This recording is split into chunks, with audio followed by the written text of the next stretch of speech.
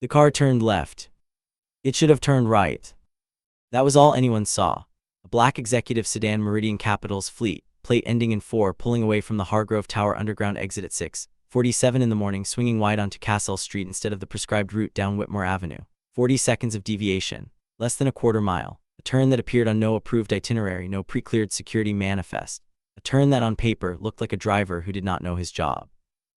Inside the car, Katherine Hargrove said nothing for approximately 8 seconds. Then she said, "This is not the way." The driver's eyes did not move from the road. His hands sat at 10 and 2. He was a compact man, early 40s, with close-cropped hair going gray at the temples and a jacket that was clean but old. He said nothing. "Marcus," she used his name the way people use names when they want something acknowledged. "This is not the approved route." "No," he said, "it isn't." The call came to his mobile 7 minutes later, not to him, to the fleet coordinator, who called the head of executive transport, who called the VP of security operations, who sent a 3-sentence summary to Katherine Hargrove's chief of staff before she had even reached the building. "Driver deviation, unapproved route, recommend immediate review." She read it in the elevator, 42nd floor, 41st, 42nd. By the time the doors opened, the decision was already being made for her. She just had not been told yet. His name was Marcus Elliott Webb. Not that most people at Meridian Capital knew that. To the security desk, he was driver 4. To the fleet coordinator, he was M. Webb, license number TX9942, clearance level standard. To the woman he had driven for 11 months, he was simply Marcus, which was what his badge said, which was what she had read once and never thought about again. He lived 40 minutes from the tower on a good day, 55 on most days. He drove a 7-year-old Civic with a child's booster seat in the back that was too small now. His daughter had outgrown it at age 6 and they had simply never replaced it because replacing it meant admitting she was no longer small, and a pine tree air freshener hanging from the rearview mirror that had long since stopped smelling of anything. He woke at 4:45 every morning. Not because the alarm went off at 4:45, though it did, because his body had learned over years that there was work before the work. First work was quiet. It happened in a kitchen with linoleum floors that had a corner lifting near the refrigerator. He made breakfast, not quickly. He moved around the small kitchen the way people move when they do not want to wake someone. Measured steps, cabinet doors closed with 2 fingers, the coffee maker set to silent brew the night before. On the counter there was always a small dry erase board where he wrote what was for breakfast and what was in her lunchbox and what time he would be back. His daughter's name was Lily. She was 8. She had a condition that some people called manageable and some people called serious and Marcus called Tuesday, because that was the day of her weekly appointment at Northgate Children's Clinic, which cost what it cost and which he paid, and which was not something he discussed with anyone. He picked her up from the overnight care on his way to the garage every morning. She would be mostly asleep. He carried her to the car with one arm and drove to Mrs. Delacroix on Fenmore Street, who took Lily from 5:30 to 3:00 on weekdays and who had a gray braid down her back and a no-nonsense manner that made Lily feel safe. He paid Mrs. Delacroix in cash on Fridays. He had never been late. In 11 months, he had not called in sick once.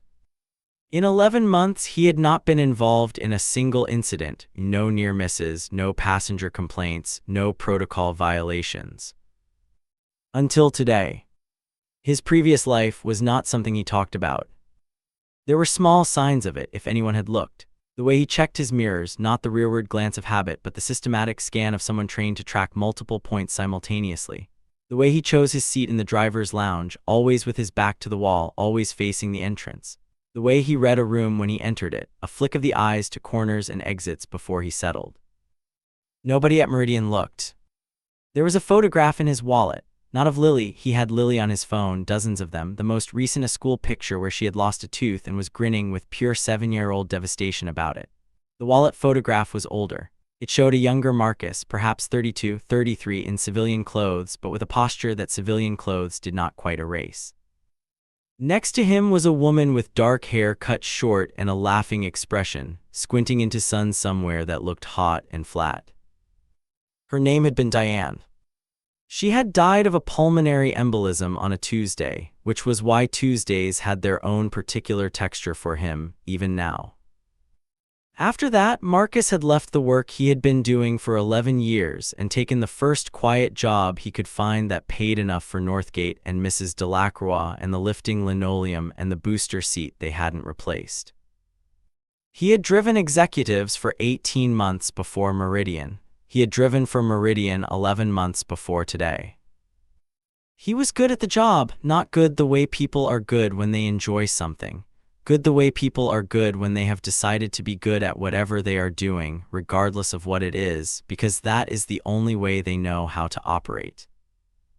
The driver's lounge at Meridian Capital was a room in the B2 sublevel with strip lighting and 4 plastic chairs and a coffee machine that worked when it felt like it. There was a small television mounted high on the wall that played business news with the sound off. There was a bulletin board with outdated memos pinned to it in a kind of sedimentary accumulation, the oldest layers going yellow at the edges. Marcus spent 40 minutes there each morning between delivering Ms. Hargrove and the first internal transport run of the day. He drank 1 coffee. He read, not on a phone, an actual book, the kind with a spine and a library sticker on it, different books at different times. The other drivers had made comments about this early on. They had stopped. He was not unfriendly. He was simply not available in the way that people who want to fill silence are available. He answered questions. He remembered names. He said please and thank you with the automatic precision of someone for whom manners were not performance but structure. On the morning of the wrong turn, he sat in the driver's lounge and read and drank his coffee and waited for the 9:15 internal run to the satellite office on Breck Street. At 9:08, the fleet coordinator appeared in the doorway. Her name was Pam. She was a practical woman in her mid-50s who had been running executive transport for 9 years and who had, in that time, seen a great many things she preferred not to think about. She was holding a tablet. She looked at Marcus with the expression of someone who has been handed an unpleasant task and is getting on with it. "Webb," she said. He looked up. "I need you to come upstairs." He closed his book, he placed it on the chair, he stood. "All right," he said. The office they brought him to was on the 14th floor, not the executive levels, a middle floor, the kind with beige carpet and meeting rooms named after rivers. The room they put him in was called the Arno. It had a glass wall facing the corridor. It had a circular table with 4 chairs. Across from him sat 2 people. One was Derek Soloway, VP of Security Operations, a wide man in his late 40s who favored close-fitting suits that seemed designed to emphasize how much room he took up. The other was a woman Marcus did not recognize, introduced as HR Representative Connolly, who had a lanyard and a calm professional expression that she had clearly worn in many rooms like this one. Pam stood near the door and did not sit down. "Mr. Webb," Soloway said, "this morning at 6:47 you deviated from the pre-approved executive transport route without authorization. Is that correct?" "Yes," Marcus said. "Can you explain why?" Marcus looked at him for a moment. "I saw something that concerned me. I rerouted." "What did you say?" "A configuration of vehicles and personnel on Whitmore Avenue that I assessed as a potential threat to the passenger." Soloway wrote something on his notepad or appeared to write something. His pen moved. "A configuration." "Yes. Can you be more specific?" 3 vehicles, a utility van, a sedan, and what appeared to be a private security vehicle but with incorrect markings. They were positioned at intervals. The utility van's engine was running but no work was being performed. One of the personnel was watching the Hargrove Tower exit, not the street. There was a silence. Soloway's expression did not change. That, Marcus noted, was itself a thing to note. "Mr. Webb," HR Connolly said, "did you report this concern at the time, to the fleet coordinator or to the security desk or to the passenger herself?" "I made a judgment that rerouting immediately was the correct response. Reporting takes time." "You didn't report it after the fact either. We have no incident report from you." Marcus was quiet for a moment. "No," he said, "I didn't file a report." This was true and also complicated, and also he was beginning to understand precisely the shape of the problem. Because without a report, what existed was this: A driver who had deviated from a prescribed route offered a vague explanation about vehicles he couldn't name, couldn't photograph, hadn't documented, and had not mentioned to anyone until directly asked. Which, if you wanted it to look a certain way, looked a certain way. Ms. Hargrove has expressed concern, Soloway said. Marcus said nothing. Protocol exists for exactly this kind of situation. You had a concern, you had channels, you didn't use them. You made a unilateral decision that put a billion-dollar executive in an uncleared vehicle path. He paused. Whatever your reasoning, that's an unauthorized deviation. That's a protocol breach. That's a termination-level event under our fleet policy. Pam near the doors looked at the wall. Do you have anything to add? HR Connolly said. Marcus looked at the table for a moment, then at Soloway. Is the route under review, Whitmore Avenue? That's being assessed by appropriate personnel. Has anyone gone to look? Mr. Webb. Has anyone physically gone to look at Whitmore Avenue this morning? Soloway set his pen down. Our security team handles. All right, Marcus said. He looked at the table once more. All right, he said again. He was given 20 minutes to collect his personal items. His personal items were his book, his phone, his jacket, and a small framed photograph of Lily that he kept in the locker with no label on it, which nobody had ever asked about. He put them in a plastic bag that Pam gave him. She gave it to him without a word, and he took it without a word, and for a moment they stood in the B2 locker corridor with the strip lighting going slightly on and off in that way. It had been going for 3 months while the maintenance request worked its way through the system. Marcus, Pam said. He looked at her. She seemed to want to say something. She didn't say it. She pressed her lips together and shook her head very slightly, which was itself a kind of sentence. Pam, he said, which was acknowledgement, not reproach. He signed the termination paperwork at the security desk. He handed in his badge. He walked to the Civic in the employee parking structure and put the plastic bag on the passenger seat and sat for a moment without starting the engine. He picked up his phone and called Mrs. Delacroix. It's Marcus. I might be picking Lily up earlier than usual starting today. I wanted to let you know. He started the engine. He drove home. Derek Soloway, VP of Security Operations, had worked at Meridian Capital for 6 years. He was not stupid. He was, in fact, the opposite of stupid in ways that mattered for what he had been doing. He was strategic, patient, meticulous, and possessed of a talent for institutional theater, the ability to arrange situations so that they told the story he wanted them to tell. He had met Preston Galt 11 months ago. Preston Galt ran a private equity group called Cornerstone Meridian Partners, which was not affiliated with Meridian Capital despite the name, a name that had been chosen deliberately, because deliberate choices in naming can produce useful fuzziness when things need to be explained later. Cornerstone had been attempting for nearly 2 years to gain access to a block of strategic contracts that Meridian Capital held, infrastructure development contracts in 3 eastern markets, total value approximately $4.2 billion over a 7-year term. Katherine Hargrove would not sell. She was not opposed to selling in principle. She was opposed to selling to Preston Galt because she had done business in one of those eastern markets 15 years ago and she knew what Galt's methodology looked like on the ground, and she had declined, twice, very clearly. Galt had shifted methodology. What Soloway was, beyond his title, beyond his salary, beyond the parking space with his name on it, was the newest version of that shift.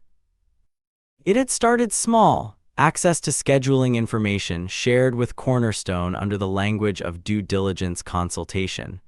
Then, passenger route details framed as security coordination. Then a particular morning on a particular route when 3 vehicles had been positioned on Whitmore Avenue and the Hargrove Tower exit camera had experienced a brief recording interruption. Not a failure, just a gap, the kind that happens, the kind that gets noted in a maintenance log and forgotten.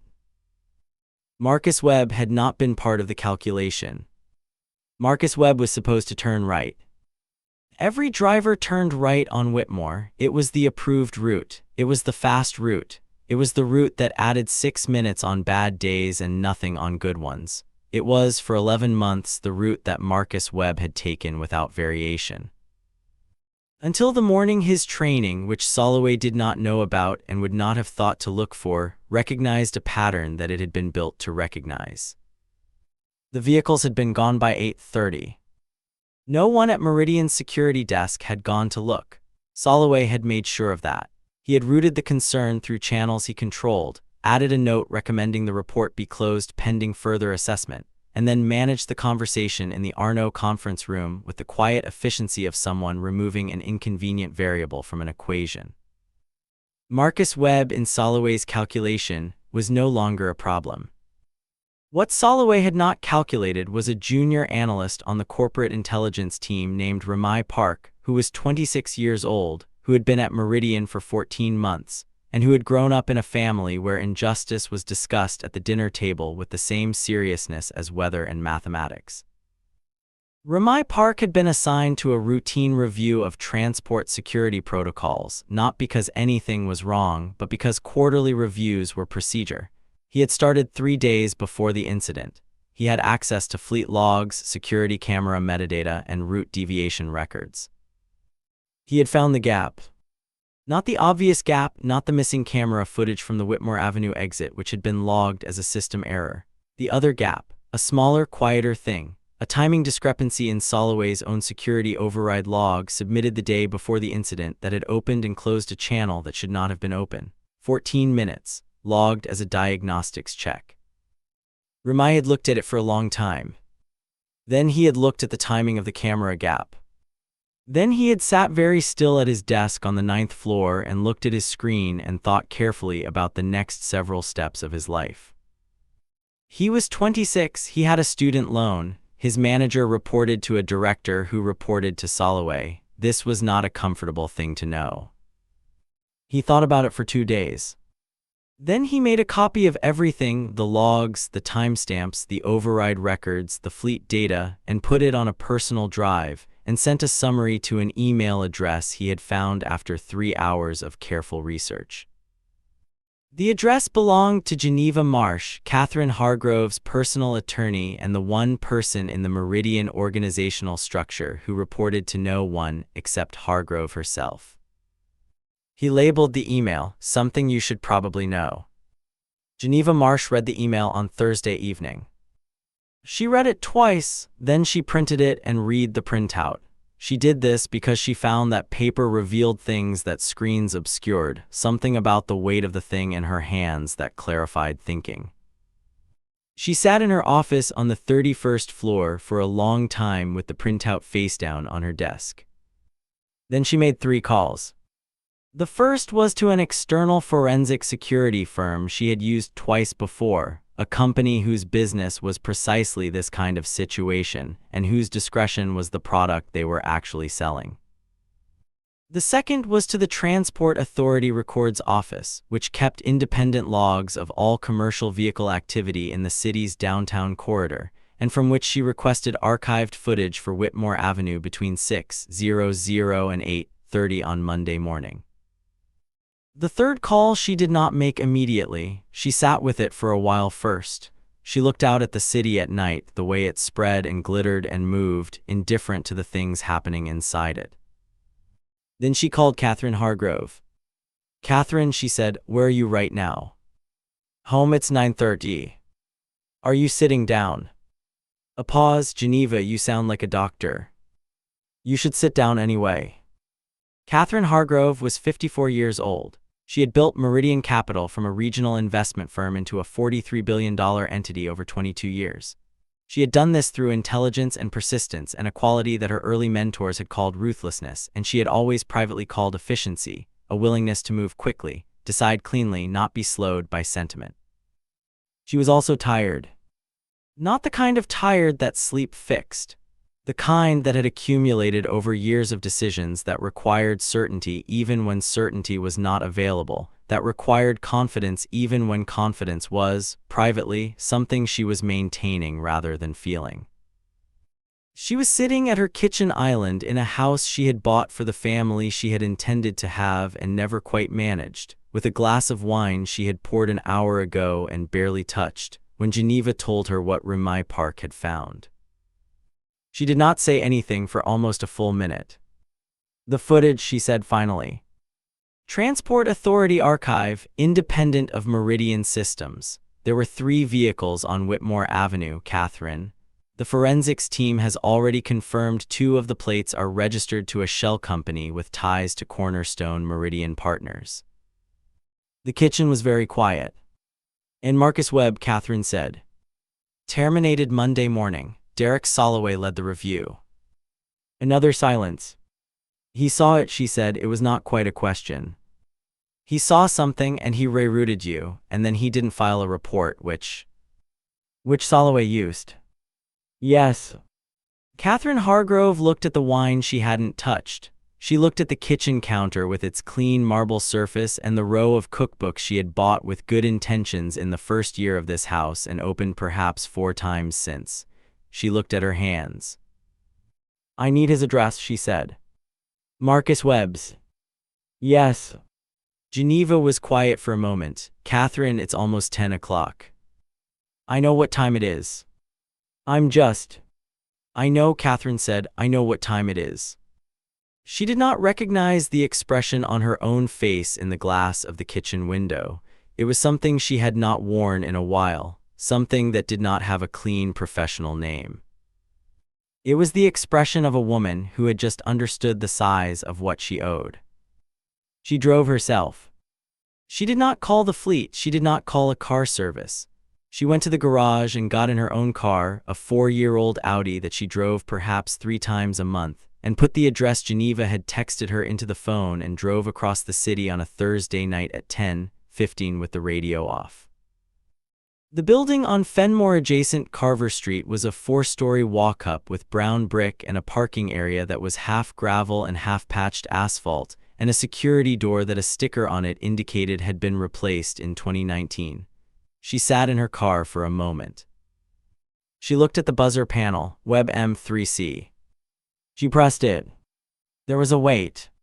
Then the intercom crackled. Yes. Marcus, it's Katherine Hargrove. A longer wait. I know it's late, she said. I wouldn't come at this hour if it weren't. She stopped. I need to speak with you. I'll understand if you'd rather not. Another pause, then the door buzzed open. The apartment was small and very clean. There was a couch with a throw blanket folded over one arm. There was a kitchen visible through a doorway where the counter was clear except for a dry erase board on the wall. There was a closed door that was presumably a bedroom, and from behind it came the unmistakable quality of quiet that children produce when they are deeply asleep. Marcus was in a plain dark sweater and work pants. He had clearly not been asleep. He gestured toward the couch without a word. Katherine sat. She did not know entirely where to put her hands. She put them in her lap. Marcus sat in the chair across from her. He did not offer coffee or tea or the polite social scaffolding that people usually erected in moments like this. He sat and waited. She looked at the room, at the folded blanket, at a child's drawing pinned to the wall above the television, a yellow sun, a house, 2 stick figures of very unequal height. She looked at Marcus. The vehicles on Whitmore Avenue Monday morning, she said. We have the Transport Authority footage. We have the plates. We know what it was. He was quiet. You saved my life, she said, and I let them fire you for it. He looked at a point slightly past her shoulder. His expression was not forgiveness and it was not anger. It was something more difficult than either. The particular quality of a person who has been exactly as right as the situation required and has gained precisely nothing from it. Derek Soloway is no longer with Meridian Capital, she said. As of tonight, the full situation is being turned over to law enforcement. We have enough. Marcus nodded, one small nod. I want to offer you your position back, she said. With immediate reinstatement, back pay for every day you've been out, a formal written apology from the company, and your file completely cleared. She paused. Whatever else you want, I want you to name it. He was quiet for a moment. There's something else, she said. Your previous career, your file, your military and intelligence contractor record. We pulled it through Geneva's contacts. I should have known who you were before she stopped. began again. I should have known. That record is sealed, he said.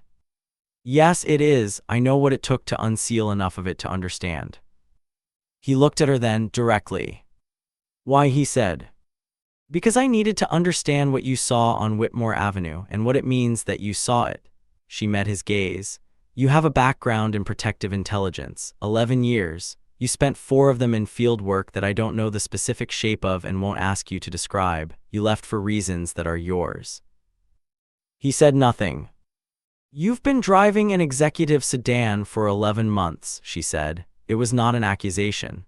It was, if anything, a statement made with the particular quality of finally understanding something that should have been understood sooner.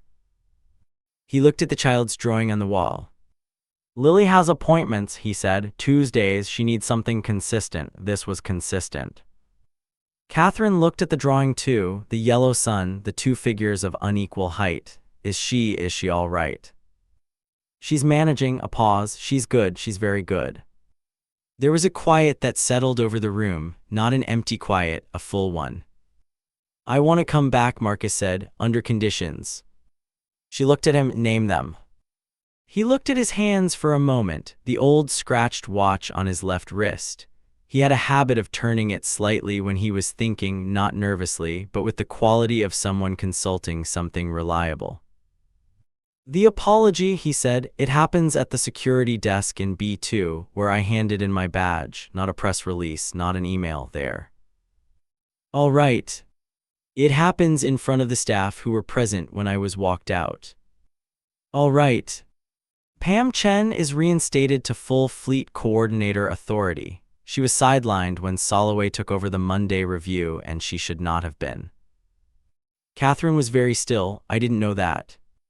She's been filing route reports through a secondary system for 6 weeks because her primary access was restricted. You should know that. I know it now. Her voice was level, but something beneath it was not quite level. Rumai Park, Marcus said. The analyst who found the logs, he should be protected, formally, with something in writing. Whatever your internal whistleblower protection policy is, he should have it activated immediately, and it should be visible, not just on file. Done. My schedule, he said, I need Tuesdays. If I'm to come back to driving your schedule, I need Tuesdays off, or I need a late start, no earlier than 2 in the afternoon. Non-negotiable. She was looking at him steadily. Non-negotiable, she repeated. Yes. What about the clinic, the cost? That's not one of my conditions, he said. His voice was not sharp, it was simply clear. That's mine to handle. She understood then the precise nature of the man in front of her, the line he had drawn, the things on either side of it. She nodded, all right. Then I'll come back, he said. He stood. He was not tall particularly. He did not fill a room. He had a quietness about him that was not absence. It was a form of presence, the way still water has presence, the way old stone has presence. Miss Hargrove, he said. She looked up at him. Go home, he said, it's late. She stood and she picked up her jacket from the arm of the couch where she'd placed it without thinking. She moved toward the door. She stopped with her hand on the frame. Marcus, she did not turn around. I'm sorry. A pause. I know, he said. She walked down 3 flights of stairs in the brown brick building on Carver Street and got in her car and sat in the half-gravel parking area with the engine off for a moment. The city went on around her, indifferent, luminous. She thought about a utility van with its engine running and no work being performed, and a man in the driver's seat whose eyes were scanning an exit that he had been paid to watch. She thought about 40 seconds, a quarter mile, a left turn instead of a right. She thought about how many mornings in 11 months she had sat in the back of that car and looked at her phone and never once wondered what the man in the front was thinking. She started the engine and drove back across the city, and the radio stayed off. He came back on Monday. He came back to the B2 sublevel at 5:50 in the morning before most of the fleet staff arrived, and changed into his uniform in the locker room he had been locked out of for 7 days. The locker with no name on it had not been reassigned. His book was still in it, which no one had done deliberately. The process simply hadn't gotten that far. He took the book out and put it on the shelf and put his jacket in. At 6:15 Pam Chen arrived. She stopped when she saw him. He looked at her. Morning, Pam. She put her tablet down on the dispatch desk. She crossed the room and she put her hand on his arm for a moment, which was not something Pam Chen did as a rule. She did it briefly and let go. The 647 is yours, she said, if you want it. I want it, he said. Katherine Hargrove came down at 7:55. She came down to be too personally, which she had not done, as far as anyone in the sublevel could recall in the previous 3 years. She came in business dress and with Geneva Marsh beside her and a Meridian HR representative and notably no entourage. She came down the stairs rather than the elevator, which meant she was in the sublevel before anyone had been alerted to expect her. The security desk in B2 was staffed at that hour by 3 people, the overnight supervisor finishing his shift, the morning check-in coordinator, and the access control officer. Pam was at the dispatch desk. 2 other drivers were in the lounge. A maintenance staffer was changing a strip light in the far corridor. Marcus was standing near the dispatch desk, reviewing the morning schedule. Katherine Hargrove walked to a point that could be seen from every corner of the sublevel. She stood there. Geneva was a step behind her. The HR representative looked at the floor and then corrected himself and looked straight ahead. I need a moment, Katherine said. She did not raise her voice because the sublevel was the kind of quiet space where you didn't need to. Everyone looked at her. 7 days ago, she said, Marcus Webb was terminated in this building after an unauthorized route deviation that turned out not to be unauthorized. He saw a threat that I was not aware of and made a decision that I believe was the correct decision, and we failed him because the systems around him were compromised in ways I should have known about and didn't. She paused. That failure is mine. The decision to terminate was made without adequate review, and the review process itself was manipulated by someone who is no longer employed by this company. I am responsible for what happens inside Meridian Capital. The failure to protect an employee who protected me, that belongs to me, and I'm saying it here where it happened because that's the right place to say it. She looked at Marcus. He was looking at the schedule in his hand. Marcus Webb is reinstated at full status with back pay and a cleared record.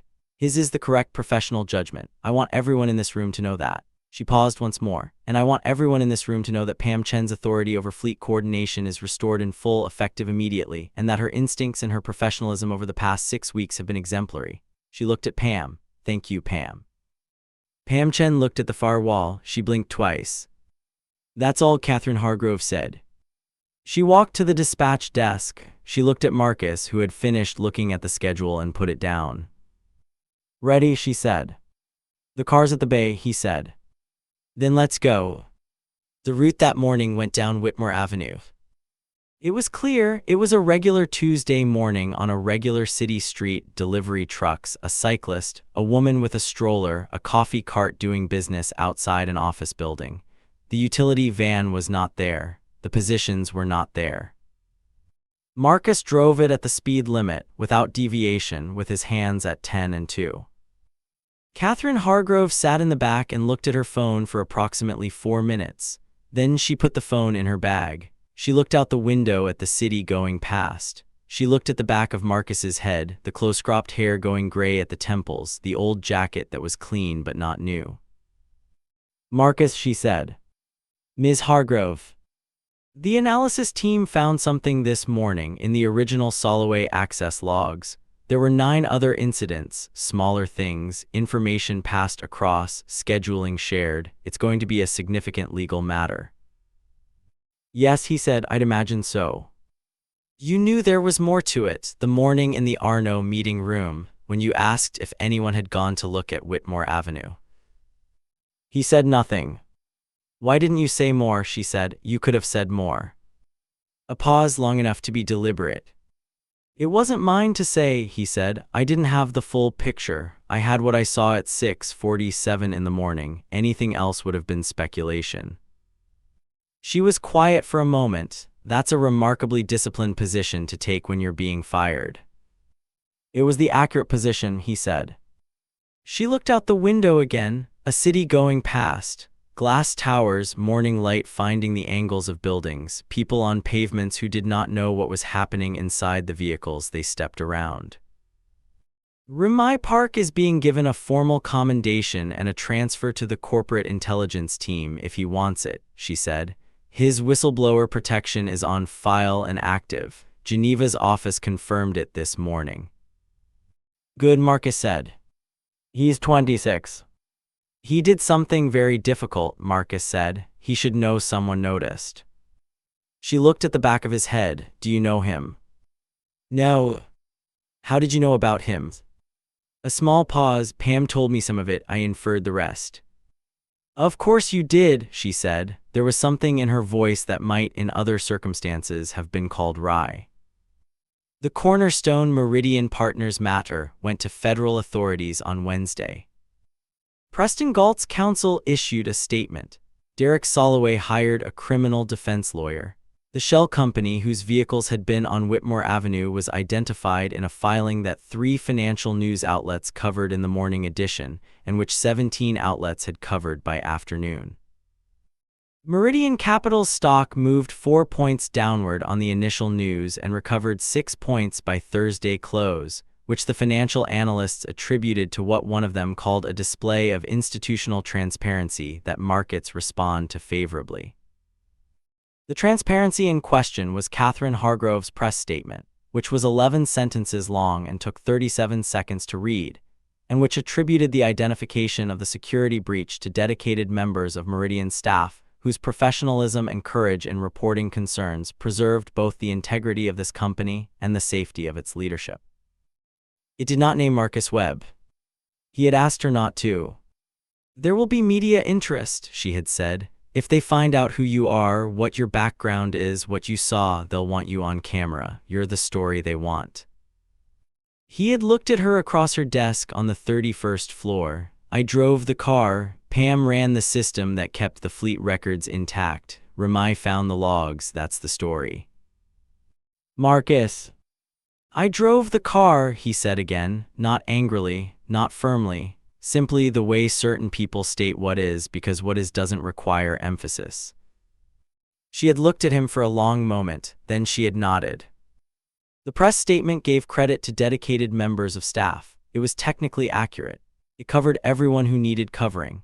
It said nothing about a single father in a gray jacket who had driven 11 months of early mornings and had recognized, in the span of 4 seconds at a junction on Cassell Street, the shape of something that would have gone very differently if he had not. It said nothing about what it costs to know what to look for, and what it takes to keep knowing quietly in a job that asks very little of what you know. He picked Lily up early on Tuesday. He picked her up at noon from Mrs. Delacroix's, which was new, which was the Tuesday schedule going forward. Lily was in a yellow raincoat that she had not needed because it had not rained, but which she had chosen that morning because it was yellow and had a duck on the pocket. She asked him in the car, as she always did, how his day was. He said good. She asked if they could have pasta for dinner. He said sure. She asked if they could get pasta from the place with the bread that came before the pasta, because the bread was very important. He said all right.